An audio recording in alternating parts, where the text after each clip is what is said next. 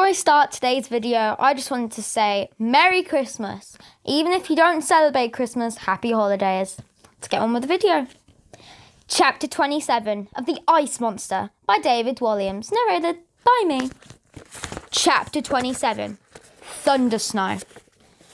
Standing on top of one of the Natural History Museum's towers, Elsie ordered Dotty to listen. After a few moments, the lady became restless and asked, "What are we listening for?" "Silence," replied the girl. "Quite hard to hear that." "Shush!" chided Elsie. "Listen, the birds in the trees have gone quiet." "You're right," replied Dotty. Above their heads, black clouds rolled across the sky. "Oh, it feels too cold to rain," said the lady. "It's not going to rain, it's going to snow." Thunder snow. You get to know this stuff when you don't have a roof over your head. Thunder snow? Sounds very dramatic. Do you think it's safe to be all the way up here during a thunder snow? No? Thought as much. Oh well, if anything happens to me, please tell Titch I love him. Ah, yes, Titch. You'll find him at the Royal Hospital. He lent us his tin helmet. Oh, yes, I thought it was tiny. Good things come in small packages. Now, I want to leave all my earthly goods, my mops, my brushes, and my bucket to you, Elsie. That's very kind. I'm touched, Dotty, truly. But if I get a job as a cleaning lady in heaven, I'll need them back. Understood? Yes, you can have them back any time you want them, either in this world or the next. Now, let's get this fire going. They turn their attention to their homemade hot air balloon, which they have assembled by following the professor's instructions. After a few attempts, they got the wood in the drum burning. Hot air began to rise. Slowly, the balloon of handkerchiefs and one pair of bloomers began to inflate. Miraculously, the stitches held firm. The multicoloured globe grew and grew until it looked big enough to take Dotty's not inconsiderable weight. Elsie turned to Dotty. "Now, when I tug on the copper wire 3 times, it means the other end is stuck right in the mammoth's heart." "The mammoth's? Yeah." There wasn't time to correct her, so Elsie ploughed on. Then, and only then, she launched the balloon into the air, understand? "Yeah, 3 times," Dotty nodded. Boom! Thunder echoed across the sky. To the side of the tower was a narrow chimney pipe. It wasn't much wider than a dinner plate. Elsie breathed out all the air she had inside of her and lowered herself feet first down to the chimney. "See you at the bottom," she called up. "Aren't you forgetting something?" asked Dotty. Elsie looked up at the lady, confused. "The wire?" "Ah, yes, that would be useful." "Oh, you're just as daft as I am," chuckled Dotty. She held out the end of the wire and Elsie placed it in her mouth before disappearing down the darkness. The girl's hands and feet frantically searched the sides for nooks and crevices to hold on to. Eventually, she could see a tiny square of light beneath her. It was the fireplace that opened into the museum's director office. "Squawk! Ah!" screamed the girl. Something was attacking her. Feathers, a beak, talons, a bird! It must have been nesting in the chimney stack. The creature seemed as frightened as she was. Both were flailing around in desperate attempt to survive. In all the commotion, Elsie began sliding down at a speed. "Ah!" she cried. Chapter 28, A Giant Catapult. What seemed like a split second later, she was lying in a crumpled heap on the floor of Sir Ray Lancaster's oak-panelled office. The girl had brought a cloud of soot with her, and she couldn't help coughing and spluttering as she tried to breathe. As the cloud passed, she found herself face to face with the horned creature. "No!" After her hand reached out to stop it attacking her, she realized it was stuffed. A plinth underneath read, Pyrenean ibex. Not that Elsie could read. The girl scrambled to her feet. Although everything hurt, she hadn't broken any bones. Elsie took the copper wire in her hand and tiptoed over to the door of the office.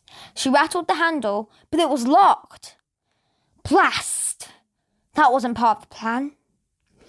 There must be a key somewhere in the room.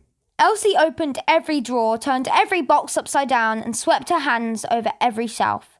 But she couldn't find it anywhere. There was a cupboard of clothes, and she felt in every pocket. But there was no key. Elsie looked back at the strange horned creature. It looked back at her. The stuffed Pyrenean ibex was the perfect battering ram. She leaped onto the creature's back and, using her feet to power it along, slammed against the heavy oak door. Barely made a scratch. Bing! Elsie had an idea. She returned to the cupboard and pulled out a pair of elasticated braces for some trousers that were hanging there. She tied the ends of the braces to the leg of the heavy desk on one side and to the door handle on the other. Then she moved the ibex into position. With the braces behind its behind, using all her might, the mite pulled it as far back as she possibly could. Elsie had created a giant catapult. When she couldn't hold it for a moment longer, she let go. Twang! The braces shot the ibex across the office. It smashed through the door. Boom! It sent shards of wood flying through the air. Whiz! Elsie couldn't help but smile at the destruction she had caused. She picked up the end of the copper wire and, with a smile on her face, waltzed through the hole as she made it in the door. Chapter 29, Dino Ladder. Down in the main hall, the professor was sitting in his wheelchair, staring up at the ice monster. Frozen air was shouldering from the glass tank. Elsie dashed down the steps to join him. The ice! It's melting! She exclaimed. Yes, child.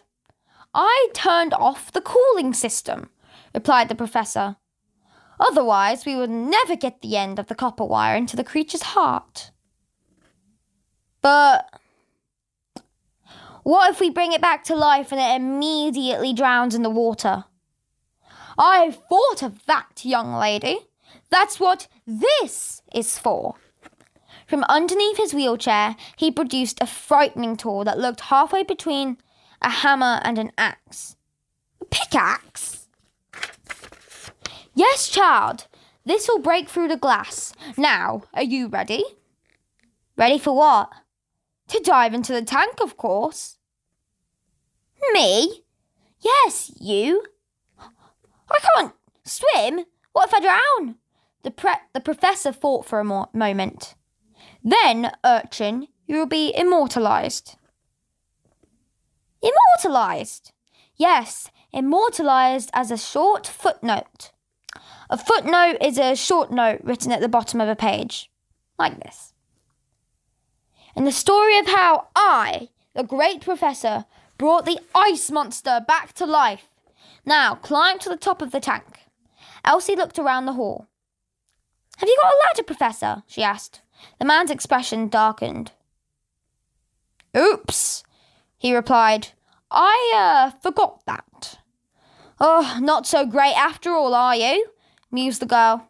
The professor gripped the pickaxe tightly. I'll find a way, said Elsie.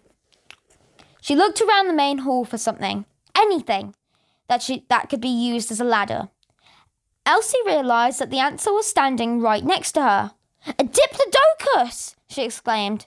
The enormous dinosaur skeleton was towering over her. You can climb that? He asked. Yeah, I have monkey feet. I'll think of it as a dino ladder.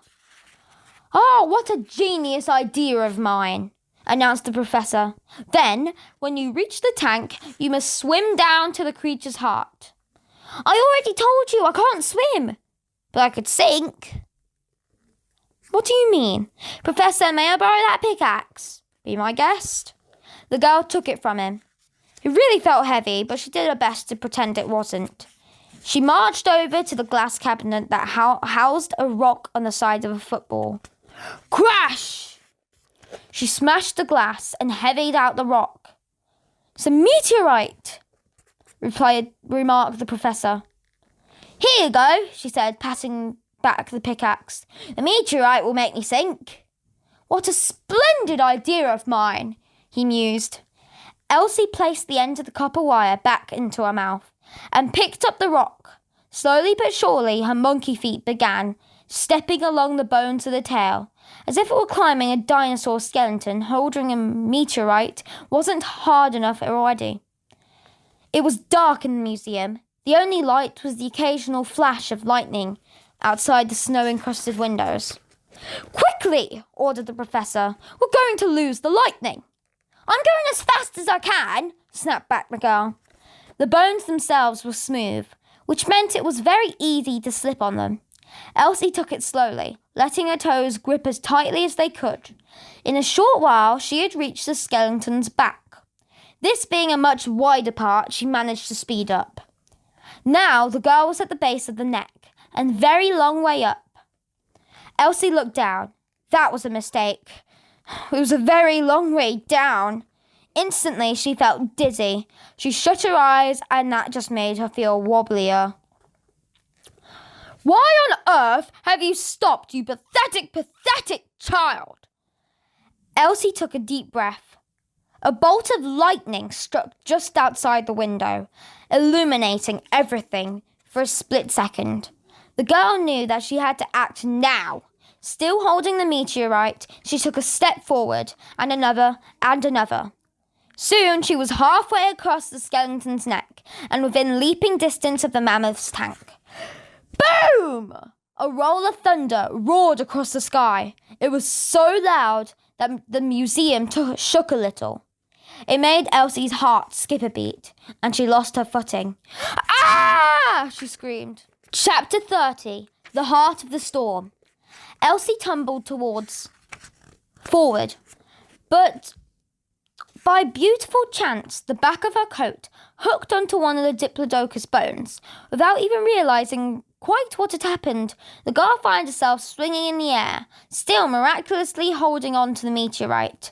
"I'm alive!" she exclaimed. "Yes, I can see that, you foolish child. Now, come on, stop dilly-dallying. We haven't got all night." The girl swung her legs forward and gripped onto the neck bones. With her legs wrapped tightly around the exhibit, she unhooked her coat and swung herself back up, using the meteorite for momentum. The skull of the diplodocus was within spitting distance of the tank. From there, she leaped onto the top. Doink! The tank was freezing, and her toes tingled with the cold. "Have you found the hatch?" demanded the professor. Elsie looked ahead. "Yes!" "Unscrew the bolts round the edge." She put down the meteorite and opened the hatch. "Now, get in and push the end of the copper wire into the mammoth's heart, just where I showed you." Elsie nodded, picked up the meteorite, and plunged down into the icy water. "Spush!" "Ah!" she exclaimed. The cold shocked her, but she could hardly breathe. Still holding the meteorite, she sank like a stone. Within seconds, she was at the bottom of the tank. From his wheelchair, the professor frantically pointed out to Elsie where the creature's heart was. Elsie let go of the meteorite and floated upwards, plunging the end of the copper wire deep into the mammoth's chest. Elsie now felt completely out of breath and let herself float back up to the top of the tank, her head bobbing through the hatch. She gasped for air, with her entire body shaking from the cold.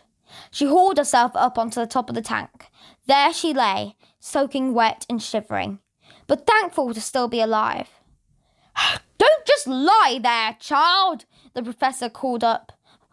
"What now?" "Look outside the window. We're in the middle of a storm.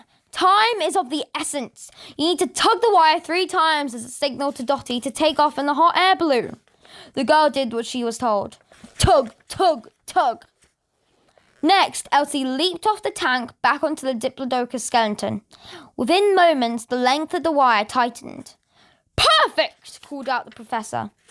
Up onto the roof of the museum, a cold and miserable Dottie finally got the signal.